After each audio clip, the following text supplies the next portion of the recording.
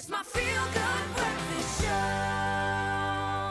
Yes, Mzansi, welcome to it. It's your Feel Good Breakfast Show, and absolutely loving this morning, man. There's so much good energy serving, and especially when it comes to me time, right? And I've got a great idea for you if you want to capitalize on me time. Mzansi, listen to this. As obviously we anticipate the upcoming Festival of Lights, the Insider SA has prepared a special episode to honor the essence of Diwali.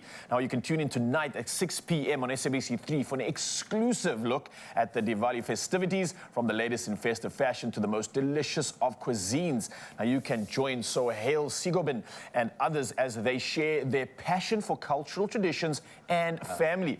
And it's an opportunity to get into the spirit of Diwali ahead of the celebration taking place on November the 12th. And from us here, we wish all our viewers an early happy Diwali filled with light, with love, and of course, copious amounts of prosperity.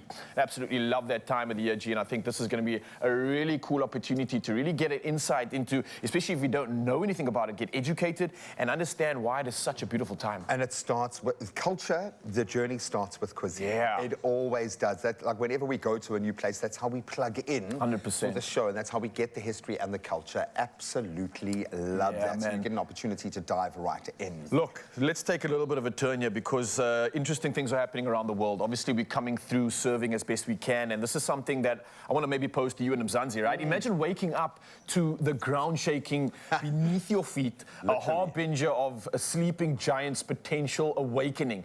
Now, this is not the plot of a disaster movie, but the reality for the residents of Iceland's Reykjanes Peninsula. And today we're exploring the thin line between awe-inspiring natural beauty and the raw power of Earth's geology that could spell disruption for thousands, G.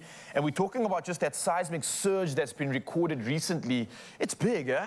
It's massive, dude. Doing a little bit of digging, I'm seeing a couple of common threads, because I suppose there's been so much big news over the last couple of decades, you forget these moments in time. And obviously for us, in 2010, we were very much focused on the World Cup that was unfolding around us. You might not remember that an eruption occurred in this volcano in 2010. It resulted in 100,000 flights being grounded, over something like 10 million passengers left stranded. There's a reason why the world is looking at the potential explosion here of this volcano. So the magma is now building about 5 kilometers below the Earth, to the point where they are expecting, to the point that they've got a ship, that I think Thor, they call it, naturally, that is literally sitting on the spot, getting all the seismic activity. But it sounds like since the end of October, approximately 24,000 tremors and 800 were experienced in one go. They call it a cluster.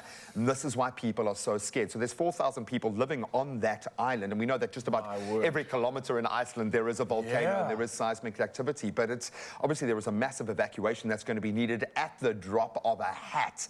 But this potentially could have like a shockwave, excuse the pun, across the entire but because it's not just the fact that you've got all locals that are now needing to obviously evacuate the area, but like you mentioned, I mean, if it's an actual eruption and you get plumes of ash and smoke, we're talking about not just the general area being affected, but I mean, the environment can play a big part in how this actually spreads, man. But the thing is, like, where do they move to? Because we often ask this, like, there are areas like Lanesburg here in South Africa that always get hit by storms. You think, well, why do we keep building in these places? Iceland, it's all that place. You know, people go there from all over the world because of the geology, because of these insane landscapes. But a lot of that is driven by the volcanic activity in the area. So I know that this is going to be a global watch, and maybe it's a good kind of story to take the edge off a lot of the politicized, the polarizing news out there, and just speaks to the human condition. But you've got to feel for those 4,000 people that are now contemplating whether this is going to be a Pompeii kind of a moment or not, because this is the real power of the Earth right here. And it's something that I don't think you can do much about. You're almost sitting there in anticipation, waiting for Mother Nature to just take its course. I think we can only do much but pray that the damage that inevitably is going to occur from this doesn't affect humans. It's going to happen. And we just hope that it doesn't affect too many human beings and that lives don't get lost in the process. It's definitely going to be affected. Obviously, things are going to change, but wow, man, looking at the visuals right now, you can see this power is something not to be messed blessed with, honestly. Yeah, man. I think it's good to humble ourselves every once in a while. And we speak about the effects of climate change. We speak about what we are doing to the planet. But lest we forget, this planet, okay, is a being in itself.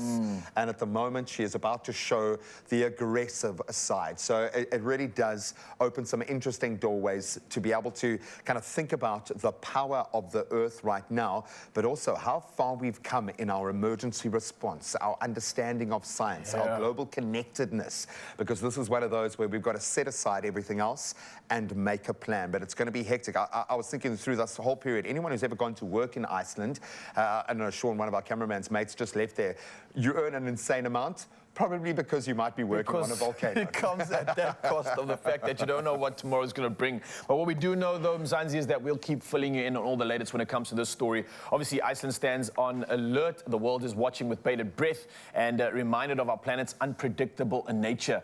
Now, will the tremors subside, or are we witnessing the prelude to a fiery spectacle? Well, again, only time will tell. One thing, though, that is for certain is that the resilience of the Icelandic people and the vigilance of their emergency services will be tested. So you can stay with us as we continue to monitor this developing story. Jim, I'll let you go for now, though, as you get to the next one. But for now, our latest in all updates and expert analysis on this seismic situation in Iceland will be brought to you as soon as we get those updates. So for now, though, let's pray and let's keep all of those Icelandians in our prayers and favor.